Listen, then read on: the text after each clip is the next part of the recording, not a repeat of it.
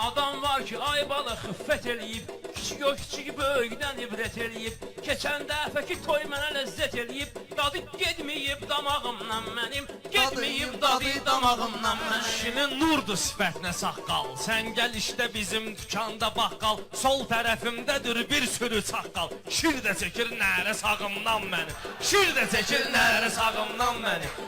Mən bilirdim nə var həyatdadır, bilmədim ki qüssə kədər altdadır. Aydın öləndə ürəyim partladı, bu qarvapşa qaraqdı qanlı getdi. Şair də bir kolunda olmalıydı, dostlar sənin yolunda olmalıydı. Aydın sənin solunda olmalıydı, bu qarda boş qoydu bu yan mı getdi? Sabahdır danışmıram, gülmürəm, Rusla özgələrlə kədər bölmürəm. Əzrayila mən nə deyim bilmirəm, məndən aldı ki dən zamanımı getdi. Ərdən sağaltdı meyxana, bizi tanıtdırıb uzatdı meyxana. Mənə də sənin tək qozatdı meyxana, verdim ona vaxtı zaman mı getdi? Mən Məşəd Babanı ideal seçmişəm, Maşdağanın məktəbini keçmişəm. Mən Məşəd Babanın əlindən su içmişəm, bunlar oğruyub istəkan mı getdi? Gəlmisən bu sənətə pay qardeşim, yoxdur sənə sənətdə tay qardeşim. Heç olmasa sən ölmə ay qardeşim, Aydın öləndə aldı can mı getdi? Aydın öləndə aldı can mı getdi?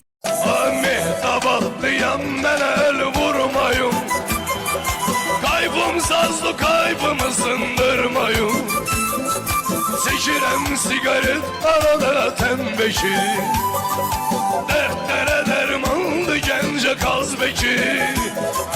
Çəkirəm şairəm, sözümdə vardır çəkir. Mən atiq qardeşim, icazə versin teki. Çeşməcindən Kazbeki, çeşməcindən Təmbeki. Özümü məhv eləyəndə panahtarı da fikirləş.